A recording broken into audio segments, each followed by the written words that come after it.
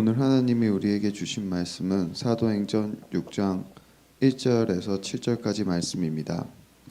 그때 제자가 더 많아졌는데 헬라파 유대인들이 자기의 과부들이 매일의 구제에 빠짐으로 히브리파 사람을 원망하니 12사도가 모든 제자를 불러 이르되 우리가 하나님의 말씀을 제쳐놓고 접대를 일삼는 것이 마땅치 아니하니 형제들아 너희 가운데서 성령과 지혜가 충만하여 칭찬받는 사람 7을 택하라. 우리가 이 일을 그들에게 맡기고 우리는 오로지 기도하는 일과 말씀 사역에 힘쓰리라 하니 온 무리가 이 말을 기뻐하여 믿음과 성령이 충만한 사람 스데반과 또 빌립과 브로고로와 니가로르와 디몬과 바메나와 유대교에 입구했던 안디옥 사람 니고라를 택하여 사도들 앞에 세우니 사도들이 기도하고 그들에게 안수하니라.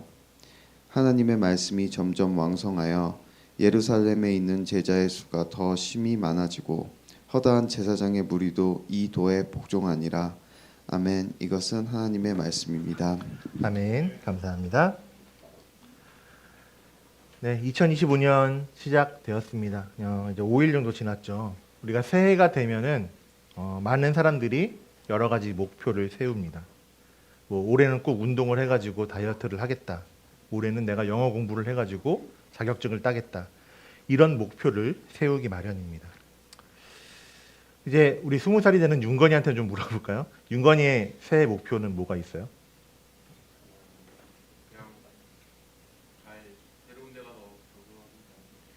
네, 윤건이가 이제 강원도 또 원주로 이제 대학을 가게 돼가지고 이제 새로운 또 거기서 적응해야 되는데 그런 새로운 곳에 잘 적응하는 목표를 세웠다고 합니다. 우리 키즈 어린이들 중에서도 올해는 이거 해볼 거예요라는 목표 세운 사람 있어요?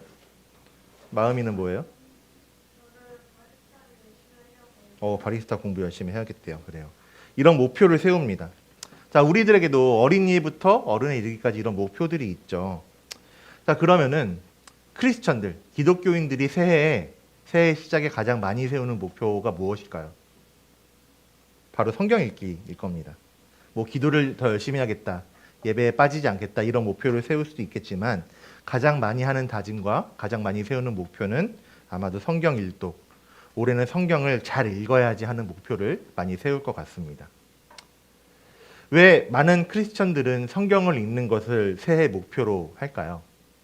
그 이유는 우리의 처음 은혜 받았던 때 우리가 초심을 잃지 않기 위해서라고 생각을 합니다. 초심이라는 단어 많이 들어보셨을 거예요. 많은 사람들이 초심을 잃지 않겠다, 초심을 잊지 말자라고 이야기를 하죠.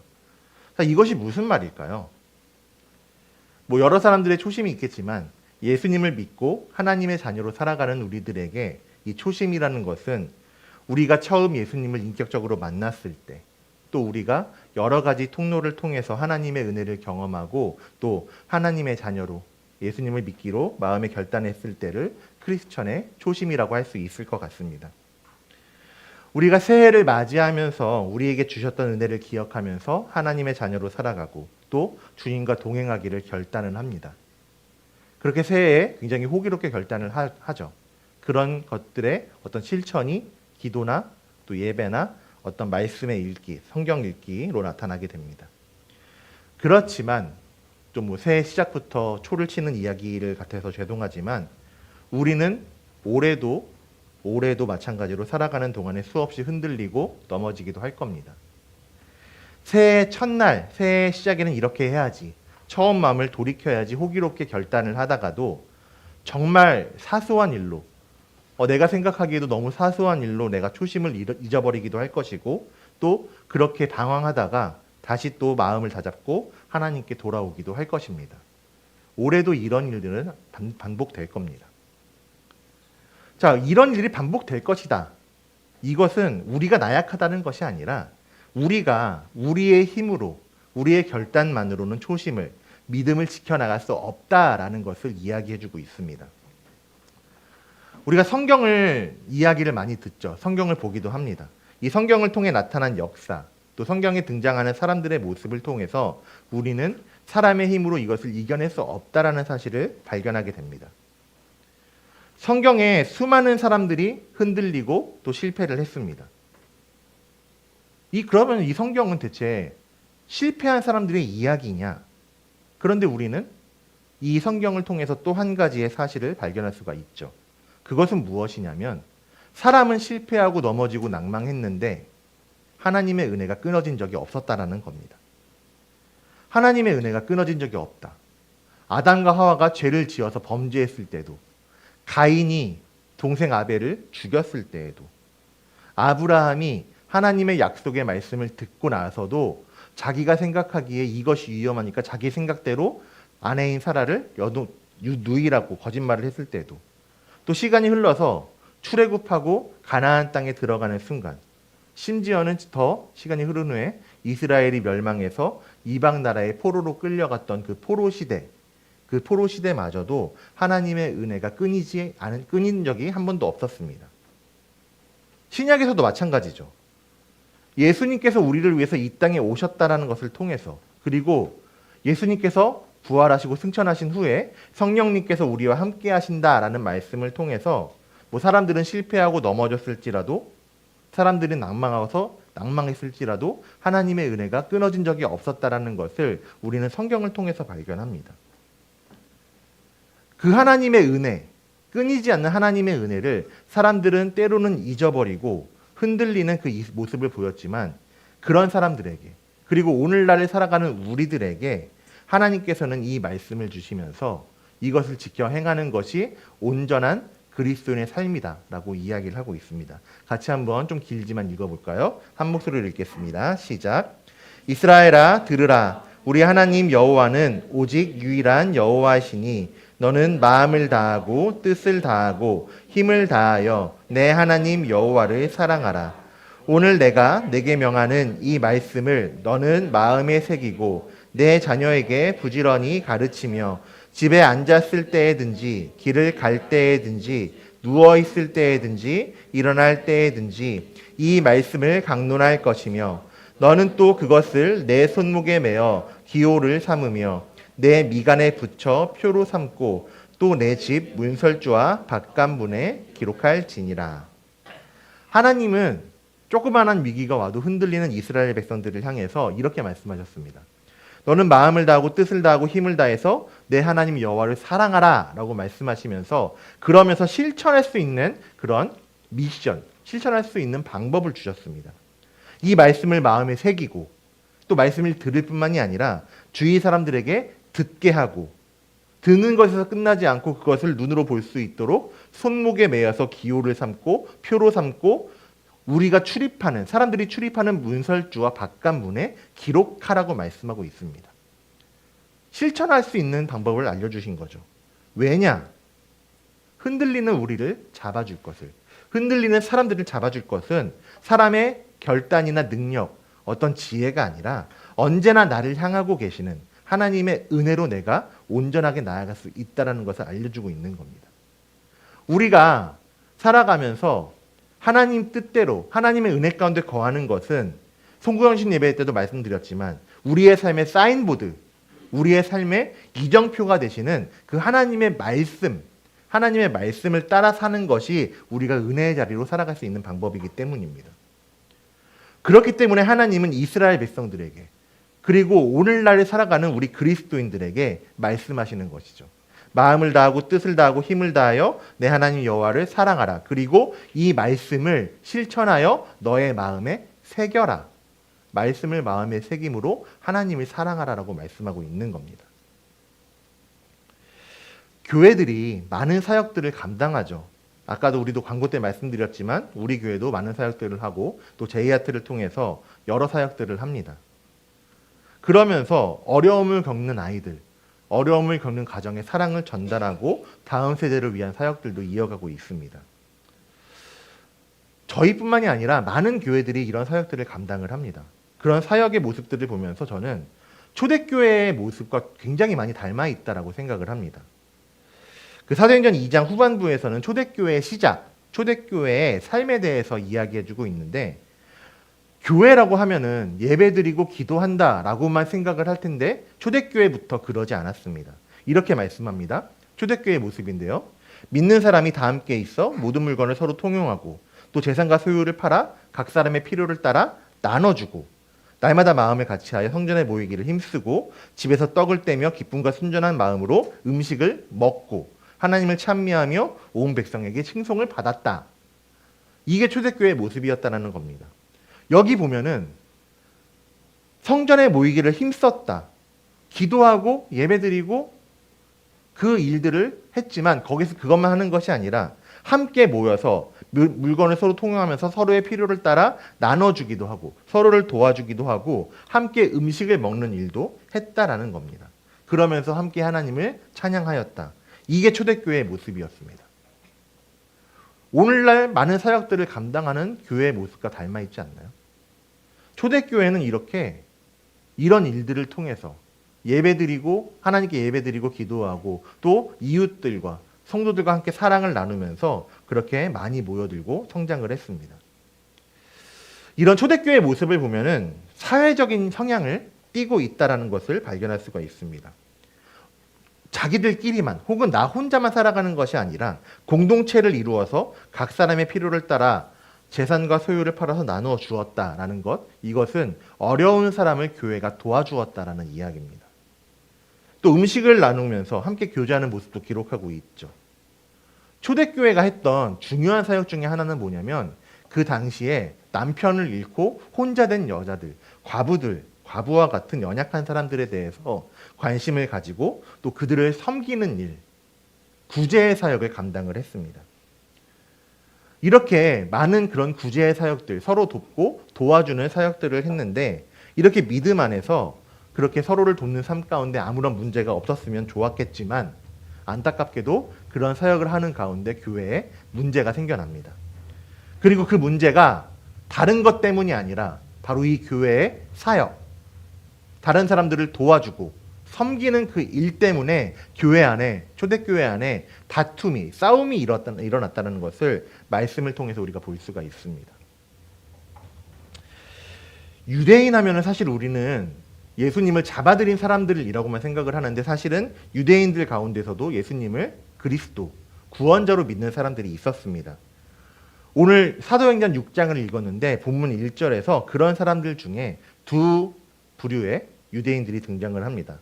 헬라파 유대인들 그리고 히브리파 사람들이 등장을 하는데 구약시대에, 이 말씀은 신약시대죠. 한참 전 구약시대 때에 둘로 갈라진 이스라엘, 남유다와 북이스라엘은 바벨론과 아수르에 의해서 멸망을 하게 됩니다.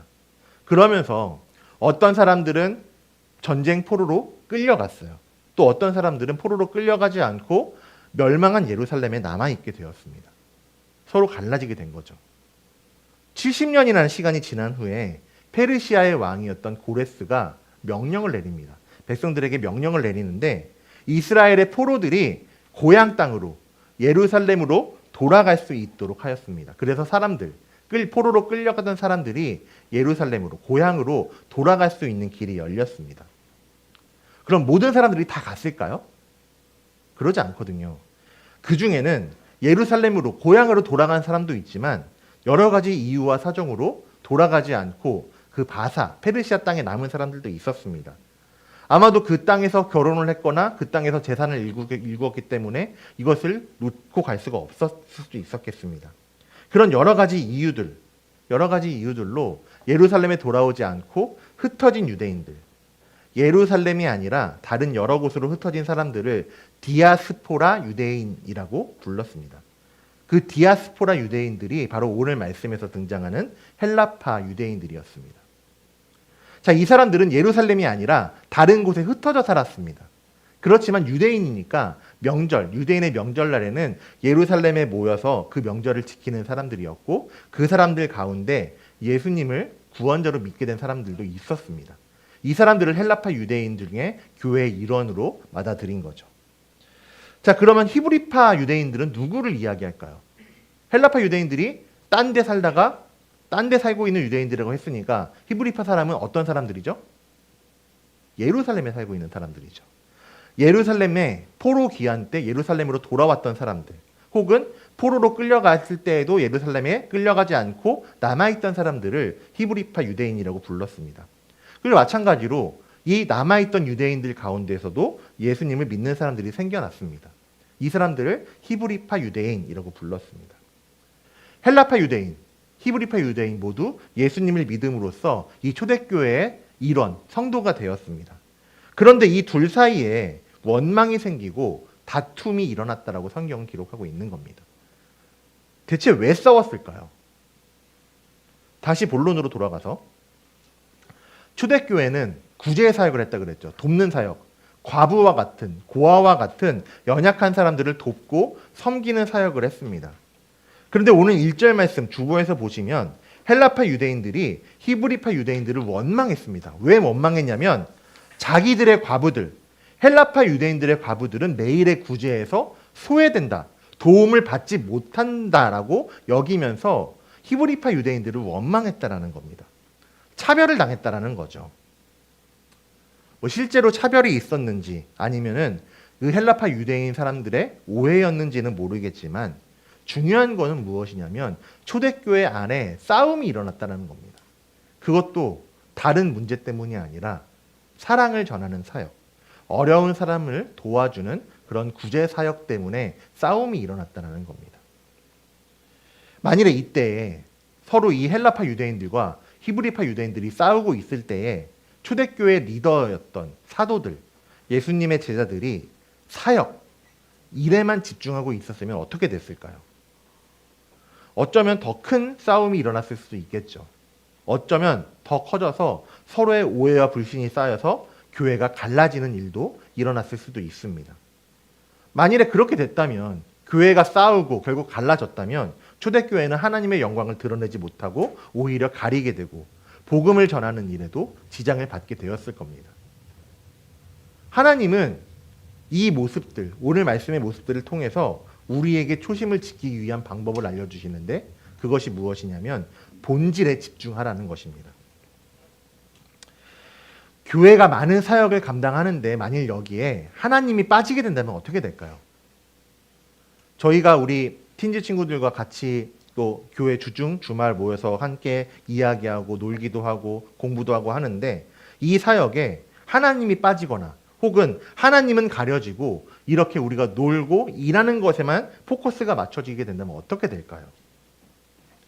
하나님께 영광을 돌리기 위해서는 또 하나님을 모르는 사람들에게 하나님의 사랑을 보여주고 전함이라는 그런 사역이 오히려 하나님의 영광을 가려버리는 일이 되어버릴 겁니다.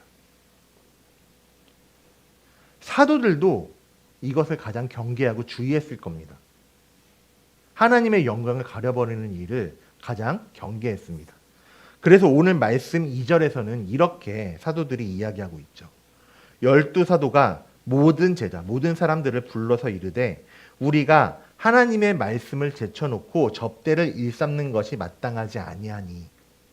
사도들이 이렇게 이야기했다는 겁니다.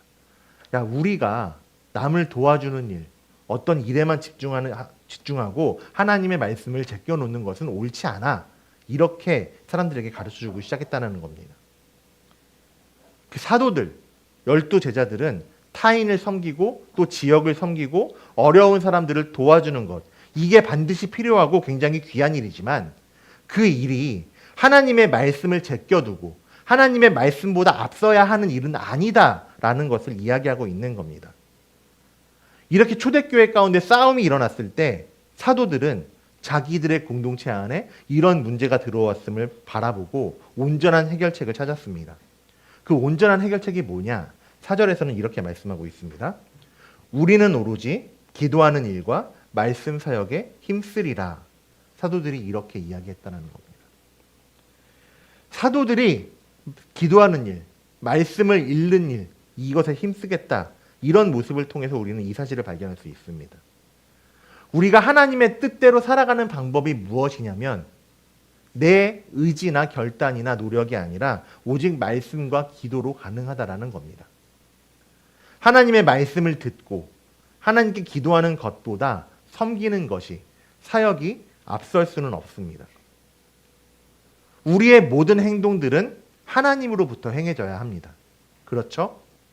우리의 모든 행동들은 하나님에부터 행해져야 되고 하나님이 기반이 되어야 합니다.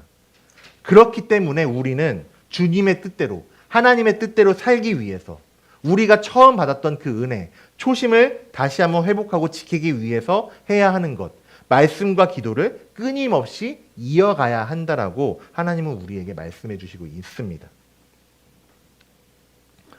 2025년 새해를 시작했습니다. 이 새해를 시작하면서 여러 가지 일들을 경험하게 될 겁니다.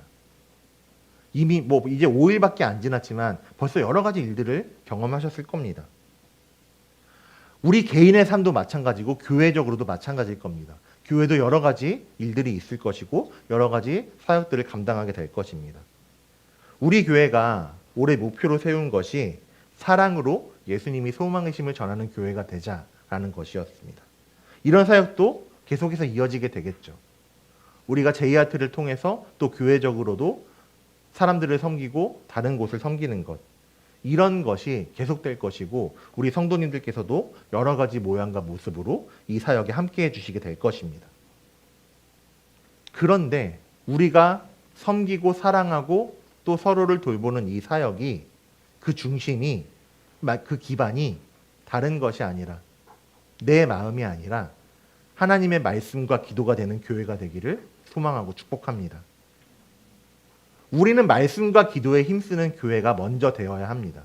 말씀과 기도로 세워지고 그 말씀과 기도가 기반이 돼서 사람들을 섬기고 구제하는 일에 힘써야 합니다.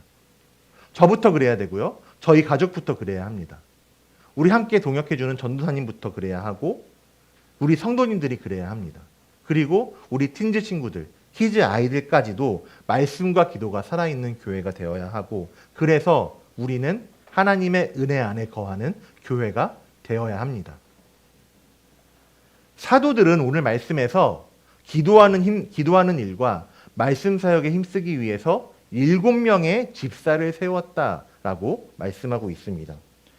어려운 이름들이 등장을 합니다. 빌립 브로고로, 니가노르, 디몬, 바네마, 니골라 이런 사람들이 등장을 하는데 우리가 잘 알고 있는 사람도 등장을 하죠. 스데반도 등장을 합니다. 이 7명의 사역이 그냥 사람들을 도와주는 일만 하고 사람들을 구제하는 일만 하고 이 사람들은 말씀 읽고 기도하는 일에 집중하지 않았을까요? 그렇지 않습니다. 이 이후부터 8절부터는 7명 중에 하나인 스데반의 이야기가 시작이 됩니다. 이 스데반에 대해서 8절에서 이렇게 소개하고 있습니다. 스데반이 은혜와 권능이 충만하여 스데반은 은혜와 권능이 충만한 사람이었다라고 이야기를 하고 있습니다. 자, 이 스데반의 이런 모습의 기반이 무엇일까요?